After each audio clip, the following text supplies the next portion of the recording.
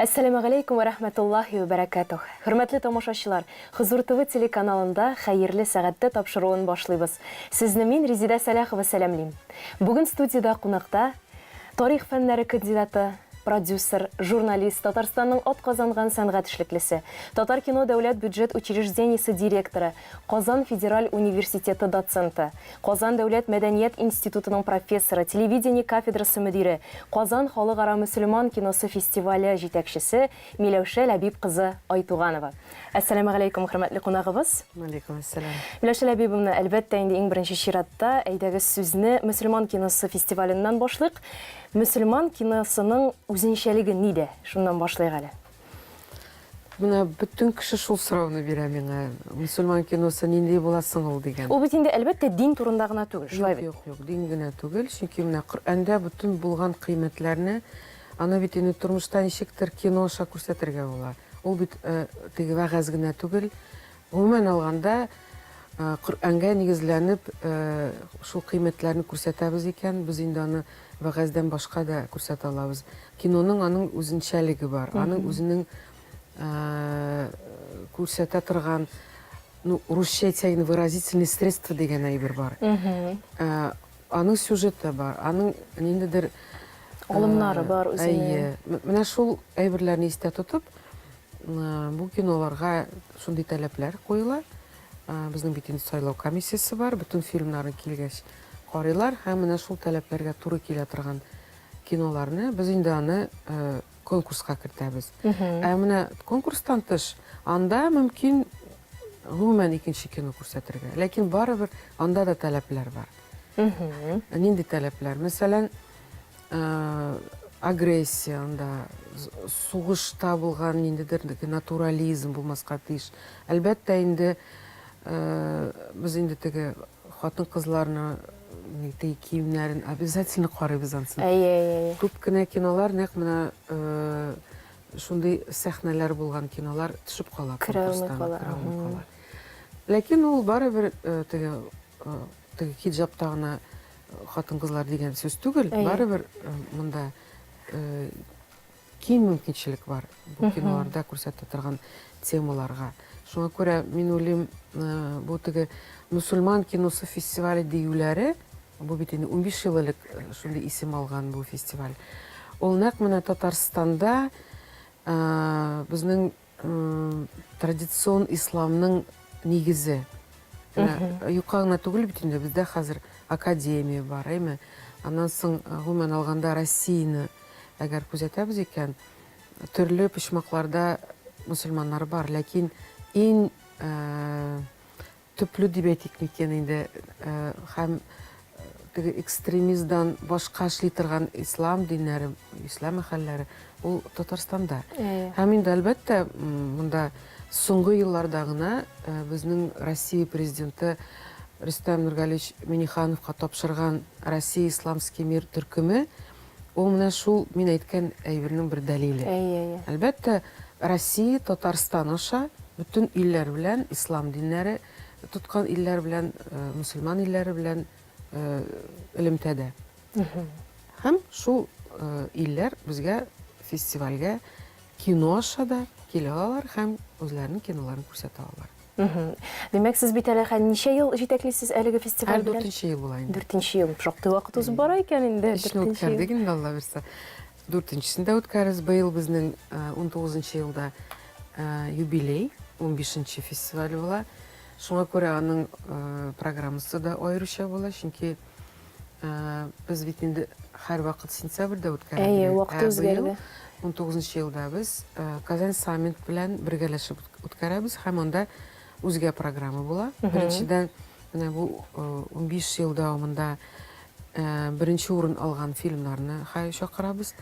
Шул 15 ел дәвамында булган жюри рәисләрен чакырабыз. Шул ук вакытта безнең быел үзенчәлекле программа, теге без бит инде ел сайын ниндидер уникаль фильмнарны күрсәтү ягында. Мәсәлән, быел сентябрьдә безнең булды Япониядән фильмнар булды, Египеттан булды, аерым программа.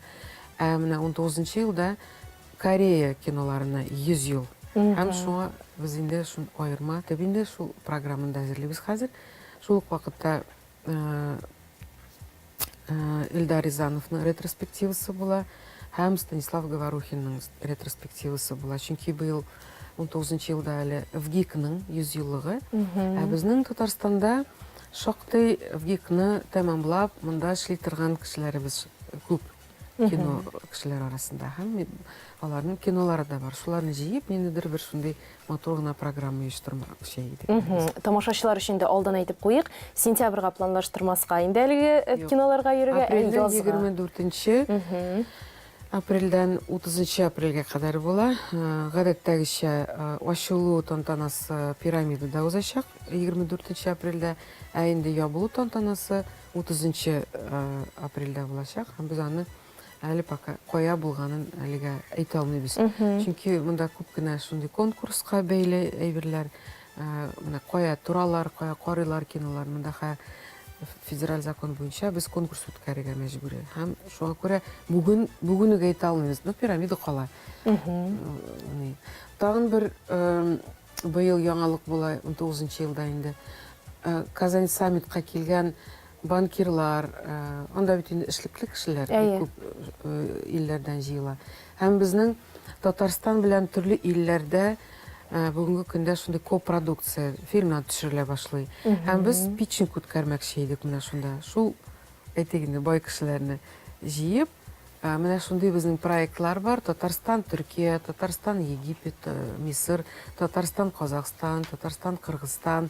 Менә шул питчингка алып килгән презентацияләрне карап, менә бу саммитка җыелган кешеләр, әгәр аларның теләкләре бар икән, кино өлкәсенә ярдәм итәргә, алар ошаган фильмны спонсор буларак күтәрә алалар. Шундый бер яңалык бар. Бәйбәт бу, субханалла. Безнең хәзер темалар күп. Мәсәлән, шул ук Сафа һәм Саҗидә, бу Махмуд Галәү Мөхаҗирләр әсәре буенча. Мөхаҗирләр әсәренә нигезләнеп киносценарий әсәрләнгән иде. Әлбәттә, инде анда күп акча кирәк, чөнки анда тарихка бәйле күп. Димәк, әлеге фильм нәкъ шул эпохада, шул чорда төшереләчәк. 30 еллар, Мисыр белән шулай ук тарихи әйберләр. Менә тарихи әйберләргә килгәндә, анда бит инде күп кенә чыгымнар кирәк, нәкъ менә шул декорацияләргә төзәргә. Әлбәттә, теге 2, 3, 4, 5, 6 миллион белән генә сум белән генә. Анда ул җырып чыгып булмый. Анда 60 минимум 60 миллион сум акча кирәк. Ә Мәскәүдә андый проектларга 100 миллион булмаса алынмыйлар да. Ул бит әле декорация гына түгел, костюмнар, менә шул тарихи костюмнарны хәзер һәрберсен җентекләп хәзер тегә башласаң, анда бит инде бөтен әйберне туры китереп эшләргә кирәк. Шуңа күрә ул бик кыйммәтле һәм чыгымнар сорый торган кино өлкәсе гомумән кыйммәтле. Ярдәм итүчеләр бармы соң яшьләргә? Әлегә менә шулай җыябыз инде әкренләп. Ләкин әле Татарстанда кино кирәклеген яхшы төптән уйлый торган спонсорлар юк дәрәҗәдә. Бар инде алар, ләкин мин әйтмәсәм, бу бизнеска әйләнгән дип. Бу индустриягә әле әйләнмәгән. Һәм без инде бүгенге көндә нәкъ менә шуны кайгыртабыз. Менә шул кино өлкәсен индустриягә әйләндерергә. Ягъни Казанда кино индустриальный үзәк булырга тиеш. Әйтик, бар бит Голливуд, әйме, Болливуд бар. Нигә Казанда булмаска тиеш? Булырга тиеш, мәсәлән. Ну, Казан фильм дигән бер шундый комплекска хәзер бизнес-план әзерләдек инде. Әгәр менә безне хөкүмәт тарафыннан, президент тарафыннан кулай яктан карыйлар икән бу программаны, бәлкем тормышка ашар. Берничә елдан тормышка ашар. Амин. Көтәбез Алла берсә. Сез бит инде шулай да кино индустрия әлегә юк дип әйтсәк тә, шулай да кинематография татарларда, инде Татарстанда әкрен генә аякка басып килә, чәчәк атып килә, шулай бит. Һәм күп кенә фильмнарның продюсеры нәкъ менә сез. Гаяз Исхакый әсәрләре буенча төшерү сезнең инде хыялыгыз булган. Бу күптәнге хыял. Остазбикә әлеге хыялның әкрен генә тормышка ашуы инде, шулай бит Остазбикә буенча төшерү. Остазбикә бу минем күңелгә бер 6-7-8 ел элек кирип калды ул, менә бу хыял. Әлбәттә, мин аны мәктәптә укыганда бер укып чыкканым, ләкин ул вакытта Башкача кабул итәсең. ул дәрәҗәдә әле аңлап булмыйдыр ул әсәрне. Ә менә инде хәзер мин аны гомумән икенче яктан үзем өчен ачтым, менә шул 6-7-8 ел элек. Һәм шунда менә күңелдә калды, шуны төшерергә кирәк дип. Әлбәттә, ул әсәр бәләкәй генә, кечкенә генә әсәр ул. Аны теге тулы метражлы фильмга тартып булмый. Без аны кыска метрлы фильм дип эшләгән идек. Хәзер менә шомартабыз, камилләштерәбез. Алла бирсә, 15-нче мөселман киносы фестиваленә без аны конкурска бирмәкче идек инде, милли конкурска. Әле минем Сөннәтче бабай да менә күңелдә бар әле. Аны да эшләргә кирәк. Алла бирсә, Алла теләсә, сән сау булсак, бәлкем әле Остазбикәдән башка Гаяз Исхакиның әле Сөннәтче бабай да бар. Мин гомумән алганда бу классик әсәрләренә мөкиббән, чөнки хәзер бит китап укымыйлар. Яшь буын гомумән укымый. Ә менә кино аларны шул тарихи вакыйгаларга, шул безнең гореф-гадәтләргә тартырга була. Һәм кино моны эшләргә була. Һәм китапка мәхәббәт уятырга, кызыксыну уятырга мөмкин. Чөнки ак чәчәкләрдән соң тапшырылмаган хатлар фильмы чыкканнан соң да бик игътибар артты диделәр. Романны, повестьны шундук сатып алып бетерәләр диләр. Китапханәләрдә дә кайтып керми кулдан кулга йөриләр. Димәк, без төп максатка ирешеп барабыз. Әдәбиятка мәхәббәт уятабыз, китапка, басма әдәбиятка, матур әдәбиятка. Интернетта эзлиләр, интернетта мөхаҗирләр юк татар телендә. Юк. Юк. Рус телендә тапканнар иде, без аны инде хәл тәрҗемә иттек төркия теленә, инглиз теленә, татар теленә булган әйберне инде. Хәзер инде төрекләр белән сөйләшүләр алып барабыз, чөнки Төркиядә безнең шул күчеп киткән татарлар шунда нигезләнгән.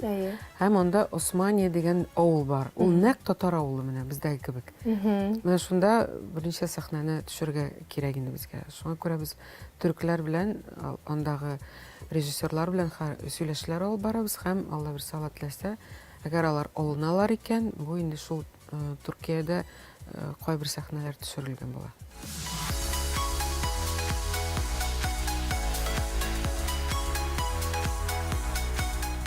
Миләүшә Ләбибовна, Коръән Кәримнең Бүлмәләр сүрәсендә "И кешеләр, без сезне ир һәм хатын итеп кылдык. Бер-берегезне таныр өчен халык һәм кабиләләргә бүлдек" диелгән. Менә мөселман киносы фестиваленең төп шигәре, төп мәгънәсе нәкъ менә халыкларның бер-берсен танып белү, аңлау дип әйтергә буламы? Була. Димәк, әлеге сүрә безнең фестивальгә бик туры килә. Ислам тематикасына фильм төшерүнең үзенчәлекләре һәм кыенлыклары нидә аның? Кыенлыклары бик күп. Менә бу Остазбикәне төшергәндә дә консультант кирәк, әлбәттә. Мулланы төшергәндә андагы проблема булды. Ул бит инде мәчеттә төшерелә. Ул дуга укый, ул вәгазь сөйли. Без менә күрсәтәбез, дин әһелләре киләләр дә, бу дөрес түгел, теге дөрес түгел, монысы дөрес түгел дип миңа бәйләнәләр инде. Җәмәгать, Мулла фильмы Туфан абыйның әсәре. Ул дин турында түгел.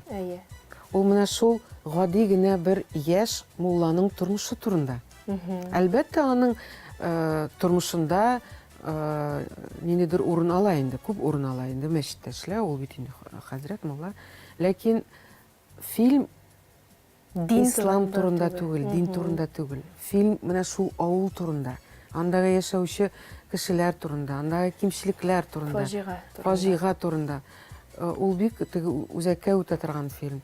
Менә булай бәйләнә башласак, без теге фәлән дөрес әйтмәгән, дөрес эшләмәгән, карамаган диткән, бу без кинодан читләшәбез. Бу кино, бу фильм гомумән алганда менә шул Туфан абыйның әсәрен мәңгеләштерү күзлегеннән төшерелгән. Ул бит инде дини әсбәп түгел, шулай бит. Әйе. Һәм президент та бит инде акчаны бирде, нәкъ менә шуның өчен. Туфан абыйның әсәрен мәңгеләштерү күзлегеннән. Һәм аның бер шарты булды. Зинһар өчен мулланы үтермәгез диде. Без фильмда әлбәттә аны исән калдырдык. Һәм бик күп кеше менә шул финалга мөкиббән калды, чөнки анда менә шул буыннан буынга күчә торган бер кагыйдә бар. Яшь кенә бер бала мулла урын өстендә ятканда ну, ширләгәндә дип әйтик инде, азанны укый башлый.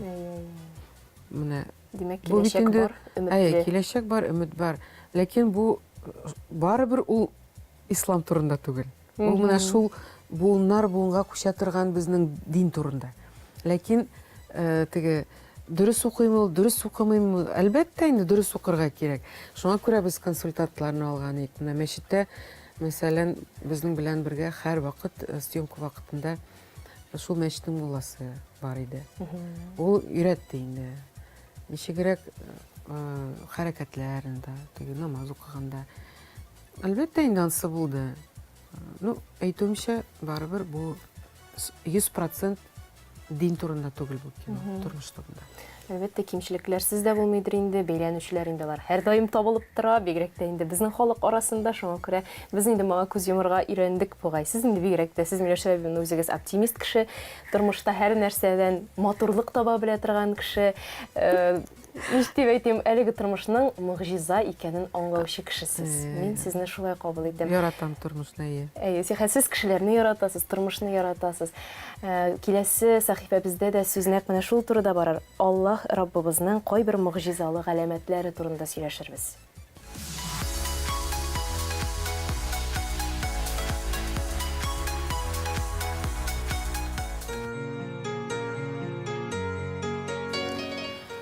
Ауыз биллахи минаш шайтанир ражим. Бисмиллахир-рахманир-рахим. Аллаһ Таала Коръәндә бик күп кенә җирләрдә кафирләргә үзе сорау бирә. Яки Пәйгамбәрбез саллаллаһу алейһи ва сәлләмгә әйтә. Әгәр дә син алардан сорасаң, "Ман халака самавати вал ард?" Кем җирләрне һәм күкләрне яратты дип. Ла якулунна Аллаһ. Гарәп телендә бар шушындай кагыйдә нуну тәъкид. Ягъни көчле нун яки русча әйткәндә усиленный нун диләр инде аны.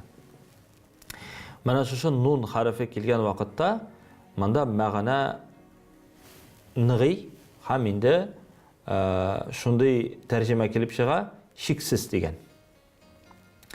Әгәр дә син алардан сорасаң, кем җирләрне һәм күкләрне яраткан, алар шиксез әйтерләр ди. Ягъни бернинди теге шөбһәсез Аллаһ дип. Алар бит фикерлиләр ди. Аннан соң Җунайд әл-Багдади вакытында шундый бер вакыйга булган. Җунайд әл-Багдади карап тора да күп кенә кеше кайдыр шаба. Кая шабасыз ди? Анда бер зур галим килгән ди. Аның да 1000 төрле дәлилләре бар Аллаһның барлыгын исбатлаучы ди. Җунайд Багдади бик матур дип җавап биргән. Инде сез 1000 төрле дәлилләрне тыңларга баргач, Аллаһ Тәгаләдән 1000 төрле инде сез шөбһәләндегез инде ди. Шикләндегез Аллаһ Тәгаләдән ди. 1000 тапкыр ди. Ягъни кеше, хакыйкый мөмин кеше Аллаһ Тәгаләдән шикләндергә тиеш түгел. Әмма имансыз бәндәләр белән сөйләшкәндә, алар белән дә хикмәт белән сөйләшергә кирәк. Һәм инде менә шушындый төр аятларны китерергә кирәк. Фәнни яктан исбатларга кирәк. Ягъни Коръәнне бүгенге көндә фәнни яктан бик күп аятлар исбатланган. Мисал өчен сез дә ишеткәнегез бардыр, Жакев Кустоның ашышы турында. Менә диңгезне карагыз. Алар ике төрле. Берсе тузлы, берсе тузсыз. Тузсыз диңгездә йөзеп йөрүче балык тузлы агымга кira алмый. Һәм киресенчә. Бу фәнни яктан исбатланган. Жакев Кусто да пробалар ала. Тикшереп карый. Кушылмый. Аңа Коръәннән аннары китерәләр, әйтәләр, Коръәндә шундый аят бар дип. Ул шуны укып, Мараҗал бахрайни ялтaqiyан бәйнәһума барзахун ла ябгыян. Ягъни ике диңгез агымы ага ди. Алар бер кашанда кушылмый, араларында пәрдә бар дигән. Шуны укый да иман китерә, мусульман булып үлә дип әйтәләр инде. Һәм инде Аллаһ Тәала күп кенә аятларда безгә шуның турында әйтә. Афалам яраллазина кафару. Кафирләр әллә күрмиләрме ди? Менә Коръән аяты бу. Анна самавати вал ард канат ратқан. Ягъни җир һәм күкләр алар бер иделәр ди. Одно целое было ди. Русча әйткәндә инде. Бер иделәр. Фафатакнахума. Без аларны аердык ди. Күкнең үз урыны, жернең үз орны. Һәм нәрсәсе монда сыр. Сыр нәрсәдә? Мәсьәлә нәрсәдә? Күкнең баганалары юк. Бигайри амадин ди Аллаһ Таала, күк баганасыз тотынып тора. Менә шушыңа карап фикерләгез инде ди. Һәм дә Аллаһ Таала әйтә: "Ва җа'ална минал ма куллу шайин хай." Һәр бер мәхлукны без судан яраттык. Әгәр дә сез уйлап карасагыз, адәм баласы 80%-тан судан тора. Күп кенә хайваннар сусыз яши алмый, бишәкләр, хәтта үсемлекләр дә. Бөтен нәрсәне дә Аллаһ Таала судан яратты. Ни өчен? Чөнки көннең яки төннең бер тәүлегендә, бер вакытында бөтен нәрсә Аллаһ Тааланы зикр кылудан туктап тора икән. Су гына туктамый. Үзенең туктаусыз авы белән Аллаһ Тааланы һәр вакытта да истә тотып, аны бийекләп тора. Шункыр Аллаһ Таала һәр нәрсәне судан яраттым ди. Афала юъминун, әллә сез уйламыйсызмы, әллә сез фикерләмисезме, әллә сез иман китермисезме ди. Икенче аятта Аллаһ Таала әйтә: "Инна фи халқис самавати вал арди ва ихтилафил лейли ван нахар." Ягъни җирнең һәм күкнең яратылуында. Монда бик диккать белән укырга кирәк бу аятларны. Җирнең һәм күкнең яратылуында, көннең ва төннең алышуында фикр ияләре өчен, әйтми мөселманнар өчен ди. Әйтә фикр ияләре өчен. Фикр ияләре ул мөселман да, мөселман булмаган да булырга мөмкин. Акыл ияләре өчен ди. Бүтән аятларда акыл ияләре өчен дип килә. Монда бу аятта Аллаһ Таала әйтә фикр ияләре өчен, акыл ияләре өчен нәрсә ди? Ла аят ли каумин ятафаккарун. Ягъни бик күп аятлар һәм гыйбрәтләр бар диде. Карагыз. Җирнең ва күкнең яратылуына карагыз ди Аллаһ Таала. Абу Ханифа хәзрәтләре вакытында да шундый мисал булды. Кашан Аллаһ Таала турында син әйдә безгә сөйләле, безгә Аллаһ Таала барлыгын аңлатале, дәлил китерәле дип сорагач, ул әйтә: "Әнә тегендәге кимә үзе тутырылды, үзе ясалды, үзе килеп җитте, бер нинди теге капитансыз, нисез, һәм үзе андагы булган продовольствиялар теге ашамлыклар нәрсә китергәннәр ди бу вакытта. Үзләре бушаган ди, аны бер кеше ташымаган ди. Ул була торган хәл түгел ди", дип әйтәләр инде. Ничек инде ди? Була алмый инде дип әйтә инде Абу Ханифа. Рас инде менә шушы кимәдә үзе хәрәкәтләнә алмагач, үзенең төзи алмагач, неужели сез уйлыйсыз ди, менә бу җирләр, күкләр, шундый зур конструкция бит инде, үзеннән барлыкка килсәм инде ди. Менә бу стәлендә барлыкка китерүчесе бар бит. Компьютерында барлыкка китерүчесе бар. Әгәр дә мин әйтәм икән, стәл үзеннән барлыкка килгән дип, сез әйтәсез җүләр дип. Булырга мөмкин түгел бу дип әйтергә мөмкинсез. Димәк, аның бар фирмасы, аның бар директоры, аның бар маркасы, һәр бер нәрсә билгеләнеп куелган. Һәм кайда, нинди фабрикада, нинди фирмада ул барлыкка килгән турында да әйтелә. Шулай бит инде. Без шушы стәлдә ясаучысы бар дип әйтәбез. Неужели Аллаһ Таала шушы җир һәм күкләрне ярата алмый инде? Неужели шу җир күкләрнең яратылучысы юк инде? Һәр нәрсәнең бар халык кылучысы. Җирләрне һәм күкләрне, без адәм балаларны, хайваннарны һәм барлык мәхлукатларны юктан бар кылучы Аллаһ Таала. Ул юктан бар итте, һәм ул берәү генә. Һәм инде аятның дәвамын укып карасак, шуның белән иншалла тамамлыйбыз. Аллаһ Таала әйтә: "Кем соң ул акыл ияләре, фикер ияләре? Аллазина язкуруналлаһ." Алар бит әлбәттә акыл иясе дип үзенә атагач, алар Аллаһны белергә тиеш дигән. Акылсыз кеше Аллаһны белми ул.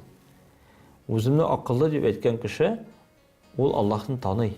Чөнки күп кенә физиклар, химиклар, шагыйрьләр берсе дә Аллаһны юк дип әйтмәгән. Бик сирәк кешене табасыз сез. Менә 100%-тан берсе генә әйтергә мөмкин Аллаһ юк дип. Анда да инде үзенең кирлеге яки тәкәбберлеге аркасында әйтергә мөмкин ул аны. Шулай бит инде. Бик сирәк андый кешеләр. Ләкин күпчелек галимнәр Менә физикадан, химиядан күп мөгаллимнәр өйрәндек без мәктәптә. Аларның берсе дә Аллаһ юк дип әйтмәгән. Һәм акыллы кеше алар Аллаһны танучылар, белүчеләр, аны истә тотучылар. Қияман ва қуудан ва ала джунубихим ва ятафаккаруна фи халқи самавати вал ард. Алар җиргә һәм күккә караганда шундый фикер йөртәләр икән. Буларны бит Аллаһ Таала тиктемалга, файдасызга, сәбәпсезгә яратмады. Просто так это не создано. Булай гына яратылмаган бу нәрсә. Максатсызга, файдасызга яратылмаган. Раббана, я Раббыбыз, ма халакта хаза батила. Бу нәрсәләр син тиктемалга, файдасызга яратмадың. Не просто так это все создано дип әйтәләр. Субханака дип әйтәләр. Субханалла дип әйтәләр. Син һәр нәрсәдән пак булдың. Фақина азабыннар, безне газап утыннан коткарсаң иде дип. Андый аятлар Коръәндә бихисап.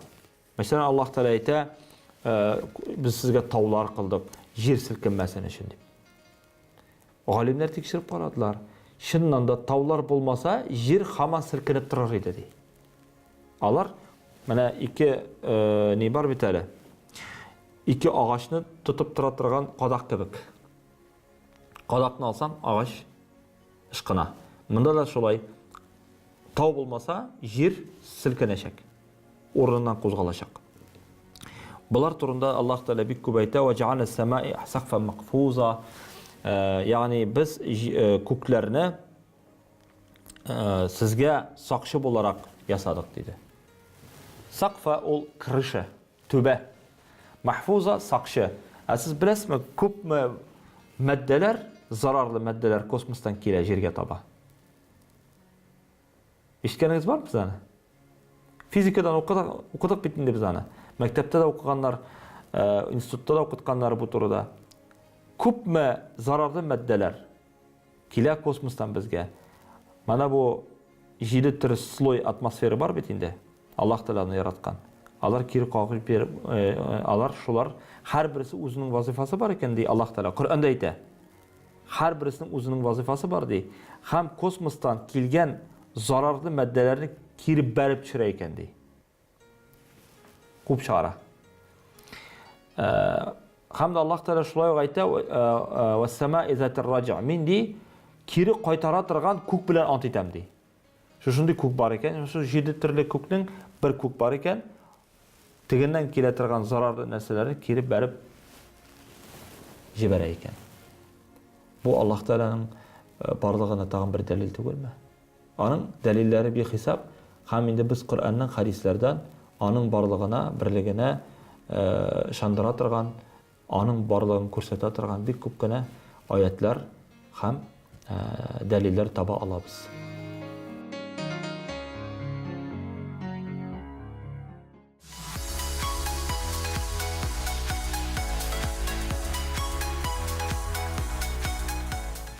Hürmetli tomoshachilar, xayrli saatda topshiriq o'z ishini davom etadi. Bugun bizda qonaqda Milosha Labibovna Aytuganova.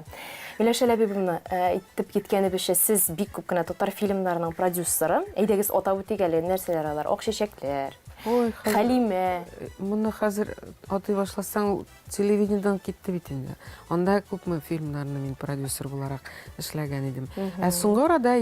Соңгырада нәкъ менә теге телевидение өчен генә түгел, гомумән прокат өчен фильмнарны эшләү бу инде төп минем эшем һәм мин бу эштә үземне таптым, мин шундый рәхәтләнеп эшлим ул киноларны. Мин уйлыйм, радиода күп кенә еллар эшләү, телевидениедә менә шундый тәҗрибә җыелды һәм кино ул бит инде барыбер ул авыррак, ул катлаулырак. Аның бөтен менә булган синең тәҗрибәң, тормыш тәҗрибәсе, профессиональ тәҗрибә җыелса гына, син бу әйберне эшли аласың. Бигрәк тә продюсерга караганда инде, чөнки анда команда җыю кирәк, анда әле ниндидер үзеңне режиссер буларак кына түгел, теге менә ничек күрәсең син бу әйтик сюжетны, кеше белән эшләү кагыйдәләрен белергә кирәк. Бу бит инде лидер барыбер. Һәм инде минем позициям шундый, бүгенге көндә яшьләргә мөмкинчелек бирү. Шуңа күрә мин командага яшь режиссерларны җыям. Ә менә атап китсәк, бөтен командаларда, шул фильмнарда, бөтен фильмнарда яшь команда эшли. Акчачакларда яшьләр. Тапшырылмаган хатлардан да миндә бер продюсер, анда берничә продюсер. Ләкин арасында берсе мин. Анда да яшь команда, Рөстәм Рәшитовлар инде. Аннары башладык Остазбикәне, анда гомумән белмәгән бер режиссер килеп чыкты, Чаллыдан килде дә, Ринат Каримов. Минем шул кадәр фильм эшлисе килә. Әйтәм, Сез ышанып тапшыра алдыгыз инде. Ышанам мин, чөнки яшьләрнең тәҗрибәсе фильм эшләгәннән соң гына килә бит. Ул бит эшләмичә утырып, яшьләргә таләп куеп булмый. Син бер нәрсә эшли белмисең, шуңа күрә мин... Остазбикә сезнең өчен шул кадерле материал иде. Ләкин миңа теге ниндидер яңа караш кирәк янда. Яңача ниндидер менә шундый тәфсилләү кирәк. Минемчә анда кимчелекләр булса да, барыбер бу әйбергә без ничектер ирештек, чөнки видео буенча оператор бик яшь, шундый бик талантлы малай оператор булды анда, Илья Лавров. Шундый матур теге сәхнәләрне. Ләкин минем бер куркынычым бар инде моны сөйләгәндә. Чөнки яшьләр алар күбрәк формага китәләр. Ә мәгънә югалаймы? Мәгънә беренчедән Остазбикәне аңлар өчен динне аңларга кирәк. Хатын-кызның халәтен аңларга кирәк. Ир кешенең аеруча алганда инде мулланың мәсәләндә эчке кичерешләрен аңларга кирәк. Әлбәттә, моны инде бүтән дин кешеләре бәлкем аңлап та бетермәстер. Шуңа күрә куркыныч бар, формага китү. Әйтик, әйдә матур гына шундый картинка ясыйк әле. Менә моннан төшерик әле, былай төшерик әле дигән. Азрак теге югалып кала, менә йөрәккә, күңелгә керә торган әйберләр ничектер теге күренми кала. Без аны сизми калабыз. Рәсем белән мавыгып. Мавыгып. Әгәр без шул акцентны шунда куябыз икән, без инде уйлыйбыз, менә бу сәхнәдә ниндирәк әйтик шул ук теге сөйләшү, диалог дип әйтәйин. Ничегрәк аларны мөнәсәбәтләрен күрсәтергә, анда крупный план, күзләр анда, ниндидер теге кино белән генә күрсәтә торган әйберләр күп бит инде алар. Бу режиссердан тора. Әгәр ул аны аңлап бетерми икән, ул аны күрсәтә дә алмый. Мәсәлән, Остазбикәдә иң зур проблема булды. Анда менә шул крупный план дигән әйбер юк. Режиссерның карашы шундый. Әйтик, 3 кеше намаз укый һәм бишек. Яшь туган бала инде. Һәм без күрмибез кем баласы. Чөнки теге общий планда күрсәтелгән бишек һәм 3 кеше намаз укый. Кем икән, миңа сорыйлар. Кем баласы соң бу бишектә? Мин режиссерга әйтәм, операторга әйтәм. Ник соң әйтәм, сез күрсәтмәдегез шул икенче хатынын күренсен дип менә, аның йөзен күрсәтергә кирәк. Аның теге бишеккә караган, менә шул мизгелендә бит инде матур гына күрсәтергә була. Менә шундый детальләрдән тора инде кино. Кино ул детальләр. Әйтик, безнең бит инде классика киноларда безнең режиссерлар бар. Мәсәлән, шул әйтик Кончаловскийны карыйгаймы. Анда бит инде менә детальләр белән күп нәрсә сөйли, үзе сөйли ул деталь. Яшьләргә әле менә шулай бер җитми, кызганычка каршы. Тәҗрибә белән килер, Алла бирсә. Шулай да менә шушы татар фильмнары арасында иң отышлы фильм дип куйсын саныйсыз. Әллә алай? Юк, мин алай әйтә алмыйм. Бу инде теге язучыдан сезнең нинди әсәрегез иң яхшы дип сорау биргән, или шагыйрьдән нинди шигырегез. Ул сезгә һәр вакыт әйтәчәк. Минем шигырьләрем, минем әсәрләрем бармак кебек, балалар кебек, барысын да яратам. Кадерле, тигез. Алай әйтәсе килми минем, чөнки бу шулкадәр банальный җавап була. Мин уйлыйм, монда 2 мизгел дип әйтик инде. 2 принципиальный подход дип әйтик инде. Беренчесе ул әгәр кино кеше күңелендә эз тапкан икән, менә шул күргән икән, керә алган икән, һәм күп кеше аны карап, нинди үзенә ниндидер яңалык алган, ниндидер теге сорауларына җавап тапкан, сорауларга, рухи дөньяга байыту мизгелләр тапкан икән, димәк ул фильм яхшы. Бу беренче. Икенчедән, безнең бит әле бар шундый фестивальләргә төшерә торган шундый авторский фильмнар. Анда инде режиссер, сценарий авторлары күбрәк үзләренең менә бу дөньяга нәрсә әйтәсе килә, шуны әйтәләр. Ләкин анда мәсәлән, күп кеше аны аңламаска да мөмкин. Килешмәскә мөмкин, аның фикере. Аңламаска да мөмкин. Нәрсә турында микән бу фильм дигән сорау бирәләр. Ләкин фестивальләрдә ул бара. Мәсәлән, күп кенә комиссия сайлау, комиссиясы, жюрилар нәкъ менә шул фильмны менә дигән шедевр дип әйтәләр. Демәк, монда ике юнәлештә эшли. Киноның ике юнәлеше бар. Берсе шул халык өчен, берсе фестивальләр өчен. Алар ничектер менә әлегә аларның юллары кисешми әлегә. Айрым тегендә эшлиләр. Һәм менә без мәсәлән шул ук проблема белән хәзер очраштык. Мәсәлән, шул ук Мулла фильмы, ул күбрәк халык өчен булып чыкты. Фестивальләрдә, карыйлар да халык өчен, зрительское кино диләр моны. Байгал тагын бер фильм бар. Анда да мин бер продюсер булып, Илдар һәм артистка булып, актриса булып эшләдегез. Аны да менә мәсәлән фестивальләрдә алмыйлар. Конкурска үтми генә менә нәрсә эшләтәсең. Хәзер менә без төшерәбез Эпипия мюзикл, ул да бит инде халык өчен була. Шулайдыр шул. Ансы менә халык өчен була. Менә мин уйлыйм, бүгенге көндә киноның шундый яңа дәрәҗәгә күтәрелүе, менә нәкъ ул игътибар уяту халык тарафыннан, телевизордан азрак кинозалларга кайтару тамашачыны, ул менә шундый халык өчен төшерелгән фильмнар белән булырга тиеш. Һәм миңа калса, Татарстанда нәкъ шундый фильмнар төшерергә кирәк. Халык өчен. Фестиваль өчен түгел. Юк. Ну, ансы була, ансы барыбер була ул. Теге кыска метрлы фильмнарны яшьләр бар эшләячәк фестиваль өчен. Ә менә халык өчен җитми әлегә. Ә мин менә республика буйлап йөрим, миңа әйтәләр, татар телендә халык өчен фильмнар кирәк, бирегез безгә диләр. Менә без шуның белән шөгыльләнәбез. Алла ярдәме белән, бәлкем, менә бу киләсе 2 елда тагын берничә фильм шулай халыкка җиткерсәк, миңа калса, бу безнең вазифа. Алай берсе, яхшы. Ни өчендер татар фильмнары өчен сценарийлар башта рус телендә языла. Аннан соң гына татар теленә тәрҗемә ителә, ләкин тәрҗемә никадәр генә камил булса да, телләр төрле булгач, анда ниндидер мәгънә үзгәрә минемчә.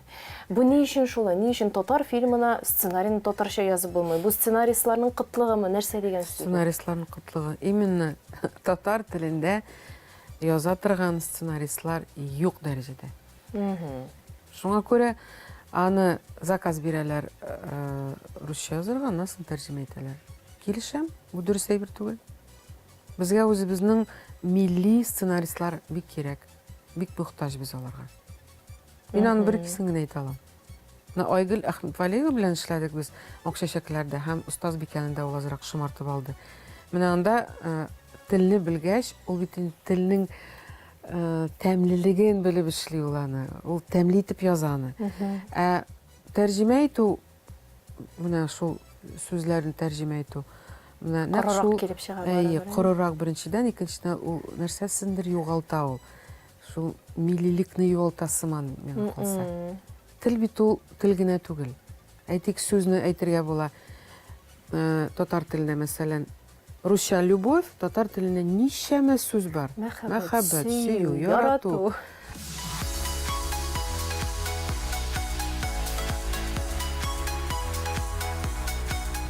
Миләүшә Ләбибовна, тагын шундый сорау бирәсе килә, бу инде тамашачыларны да бик кызыксындырадыр. Интернетта табып буламы татар фильмнарын? Нигә юк дип язалар, менә шәхсән үземә дә сораулар бирәләр. Әйе, миңа да шул сорауны бирәләр. Бигрәк тә чит илдә яшәүче татарлар бирә сорауны. Безнең татар киноның сайты бар, һәм ул сайтта онлайн кинотеатр дигән әйберне без хәзер әкренләп эшлибез. Ул әле тулысынча эшләнмәгән. Шуңа күрә без бөтен архивны анда тапшыра алмыйбыз. Урнаштыра алмыйбыз. Шуңа күрә азрак көтәргә туры килә инде монда.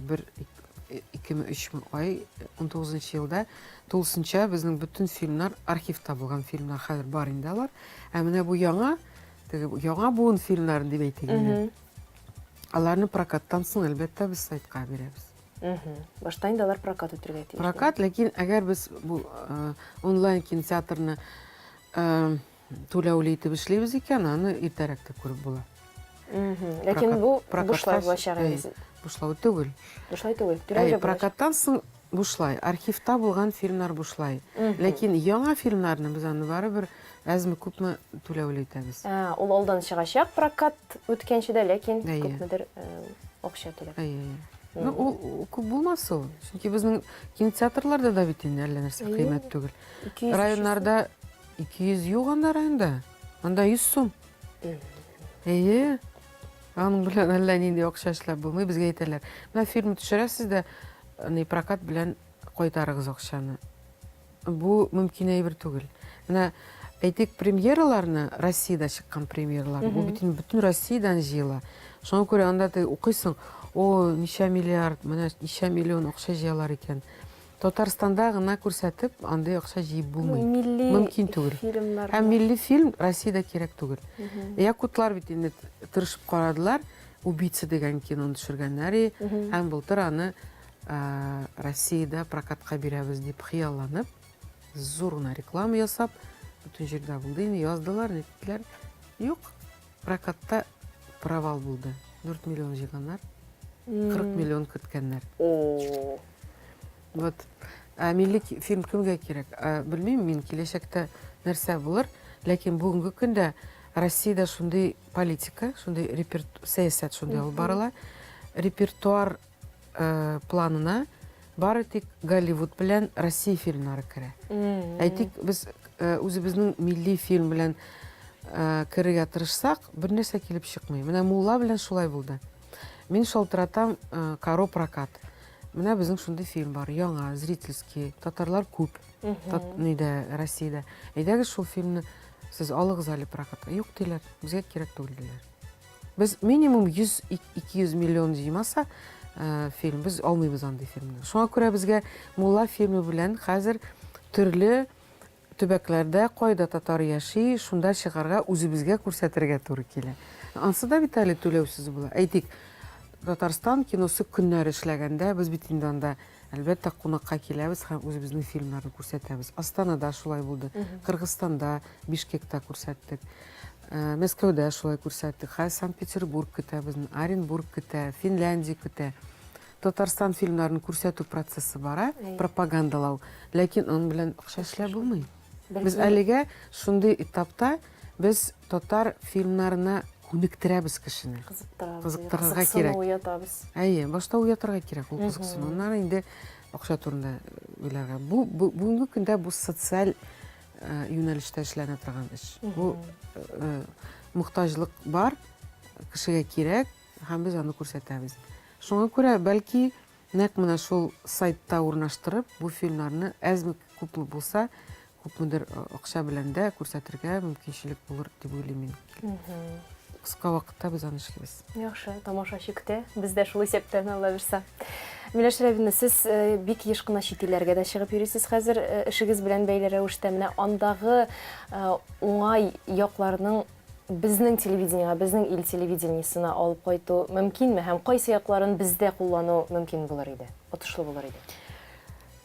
Менә соңгы арада мин кинофестивальләргә йөрим инде, ләкин мәсәлән Алматада күптән түгел генә без булдык Шакин Айманов кинофестивалендә, анда нәкъ менә телевидение турында сүз барган. Ягъни төрек дөньясында төшерелгән фильмнарны алар күп, һәм алар бүгенге генә түгел, алар әлбәттә архивтан алынган, яңа форматка күчерелгән фильмнар турында да сүз бара. Аларны төрле илләрдә, мөселман илләрендә һәм төрек дөньясында телеканалларда күрсәтү мөмкинлеге. Бик яхшы идея бу. Без былтыр түгел, быел әле, март айында Казанда Мир кинотеатрында төрек фильмнары фестивале үткәргән идек. Анда Кыргызстан, Азербайджан, Үзбәкстан, Төркия, Түркменистан фильмнарын җыеп, шундый 15 фильм күрсәттек без. Менә һәр шул пакет, шул фильмнарны без ТНВ каналына тәкъдим итәбез. Һәм шундый ук процесс бара төрле телеканалларда, шул илләрдә. Менә төрек дөньясында Мәсәлән, үзара шулай фильмнарны пакетлап биреп, менә шул телевидениега фильмнарны әзме-күпме барыбер дәрәҗәдә сату була инде ул права хокукларны, ләкин күп кенә тамашачы шул фильмнарны карый ала. Ул бит, мәсәлән, чагыштырсак, ул бик яхшы фильмнар.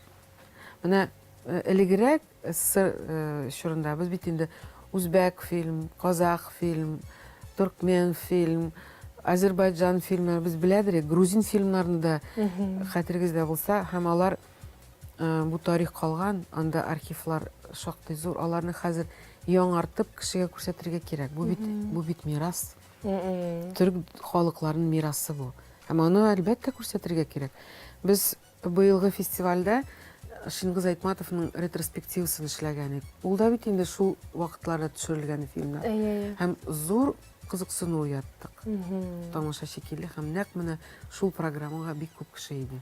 Кемдер яшьлеген исенә төшерергә килә, кемдер тарихны белергә. Һәм менә шул фильмнарны җыеп телеканалларга без тәкъдим итәбез. Мин уйлыйм, Хозур каналына да бу туры киләдер, чөнки Төрки дөньясында бит инде теләсә нәрсә төшермәгәннәр. Анда күбрәк классикага нигезләнеп төшергәннәр.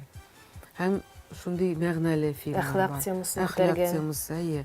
Шуңа күрә мин уйлыйм, менә сезгә дә, сезнең тамашачыга да бу фильмнарны күрсәтү мөмкинчелеге булыр дип уйлыйм. Безнең телеканал турында сүз чыккан икән, тагын шуны да сорыйм әле. Хозур ТВ ул бит инде мөселман телеканалы.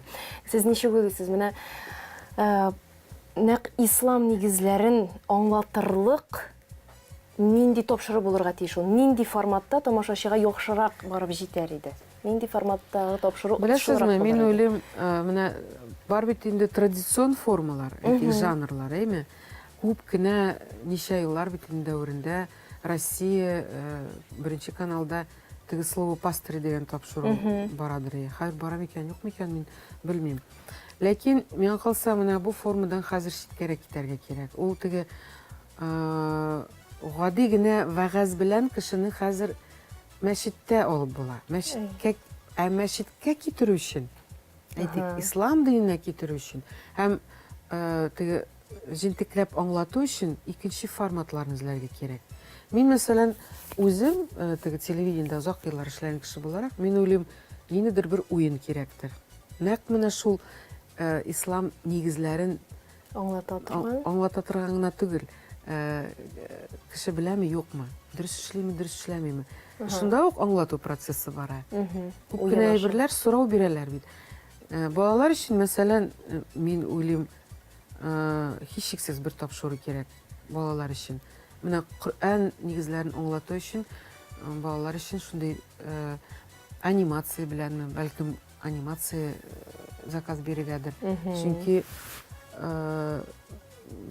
Библия белән бәйле андый әйберләр бар. Менә ислам диненә карата Коръән белән бәйле андый балалар өчен тапшырулар юк. Менә ул проблема. Китап та чыгармыйлар әле теге балалар өчен. Зиннур Хөсниярның бер китабын күргәнем бар, шул балалар өчен Коръән турында. Шуннан башка мин күргәнем дә юк. Бәлки мин игътибарсыздыр, ләкин менә миңа эләккән әйберләрдән шул китап бар. Телевидение карата гомумән анда әле дини тапшырулар эшләргә кирәк анда. Ләкин жанрлар булырга тиеш кызыклы. Кешене менә кертер өчен шул нигә телевидениега һәм телевидение белән аңлату өчен жанрларны уйларга кирәк. Бу гади генә вәгазь белән генә булмый. Юк. Аннан соң көне буе вәгазь генә сөйләп утырып та булмый бит каналдан. Бу викториналардан бәлкем башларга кирәктер. Ниндидер теге жәлеп итәр өчен бик кызыклы ниндидер форматлардан башларга кирәк. Аннан соң бара ул китә. Ул барыр кеше мәчеткә килгәч, ул барыбер шул ук вәгазьне тыңлый ул анда. Анда икенче формат булырга тиеш. Ләкин телевидение белән мәчет бу ике әйбер. Телевидение ул масса чарасы. Мәчет ул менә вәгазьләр, намазлар укый торган урын. Бу бер булырга тиеш түгел. Аңа күрә телевидениенең аермасы буларак, аның мөмкинчелекләрен файдаланып, моны эшләргә кирәк төрле жанрларда. Бик зур рәхмәт киңәшләрегез өчен. Безнең өчен бу бик тә файдалы һәм гомумән бүген вакыт табып безнең студиягә килгән өчен дә рәхмәт сезгә, Миләш Әләбиевна. Тагын күрешергә язсын сезнең. Иншалла.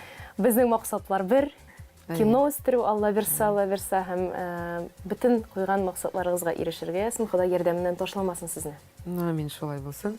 Бөтенегезне безнең фестиваль киноларына чакырам. Һәм апрель айында 24 апрельдән башлап 30 апрельгә кадәр Казанда зур кинофорум була. Аны онытмыйча бөтен тамашачыларны рәхәтләнеп шул киноларга чакырам. Рәхмәт.